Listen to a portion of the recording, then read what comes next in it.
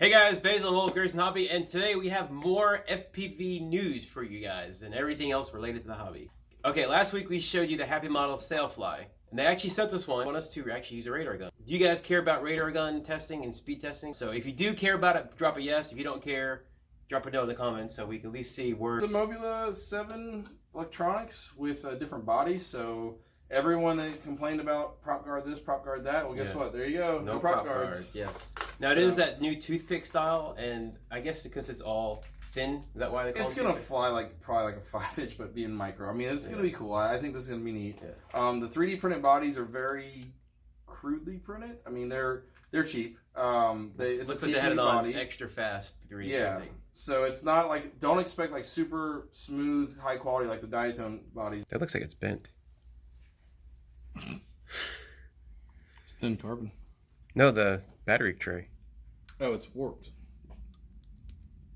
It slides in. Oh. It's fast as hell, but the brightness of my camera was... It's a CMOS camera, and the light made it really dark. I've been running a CCD camera, so okay. I adjust a hella tilt on this thing. I didn't even pay attention to that. All right. So how fast was it? Fast as hell. Went fast, turn left. I don't think people are going to stand. They're not going to take impacts and crashes like something with prop guards.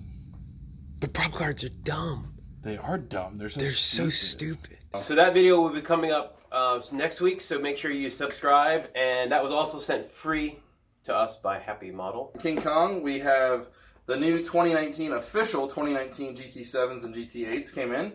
Why are they official? Because they fully updated them. We had a batch that was a version 1 that they updated the motors on to a version 2. Well, these are now a version 3, official 2019.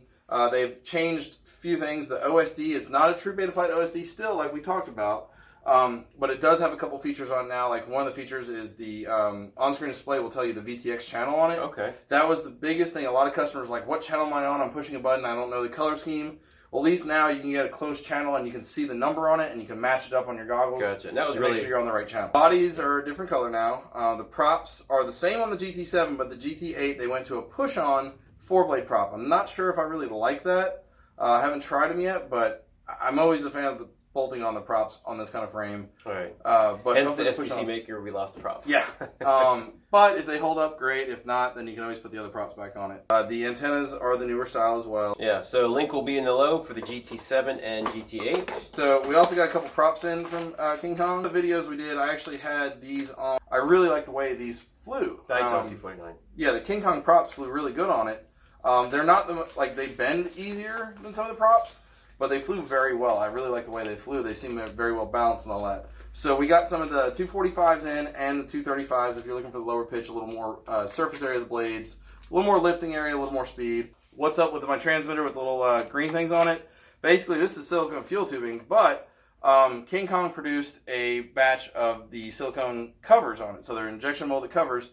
They'll go over your switches. We get lots of requests for that, so now you literally just slip them on.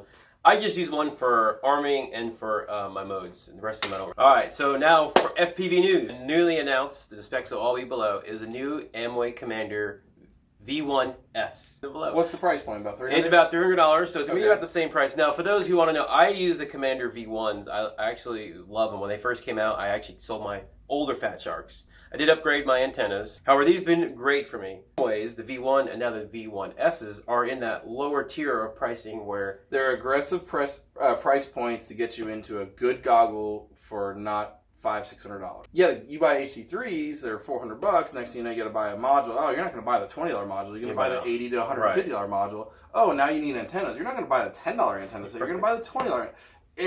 You need batteries too. Right. So now you got to buy batteries. Yeah, it gets expensive. And that's why the Aomway V1s were so good, because it came with a built-in module. You could use your flight pack for It had the features without breaking the bank. And for those of you who just skim the videos, this is a V1. We know this is not the V1S. This is a V1. The V1Ss will be released sometime the first week of May. And speaking of HD3s, did you hear a little rumor about that? What's going on? Yes. Placed a new order with FatShark. I had a bunch of HD3s. These guys. Ready to order, ready to buy for you guys, and all of a sudden I get an email saying the order was canceled, and I was like, what the heck? And I looked at the invoice and it said FatShark H3 Cores EOL. EOL. End of life. End of life. To me, it sounds like they're no longer producing the FatShark cores. So my opinion is get them like that. I asked them what's going to be replaced, and were very hush-hush. So. And typically they announce a new goggle prior to discontinuing the old one. That was news to me. Yeah. They are still producing the HDOs, so don't worry about that. All new sizes of the GNBs. We got 654S, all the 520s, 300s for the Mobula. 450, 520. For the Mobulas. Gotten some feedback on this from SPC Maker.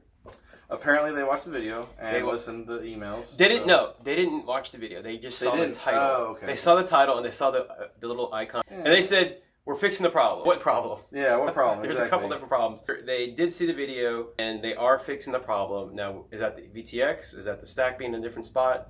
Is that the SD card? I pulled it apart. I did a little more on it. I had it completely separated. I got the flight controller to get hot without the VTX actually getting hot. So I think actually the flight controller may have a small internal short somewhere. Okay. So I'm actually thinking this is definitely possibly a one-off situation. Yeah, and we said that in the video. I really still want hope for this quad. I really do like the way it flies. All right, guys. Thanks for watching. Leave us the comments below if you have anything you want to know about. Remember to hit that yes or no comment about the Sailfly.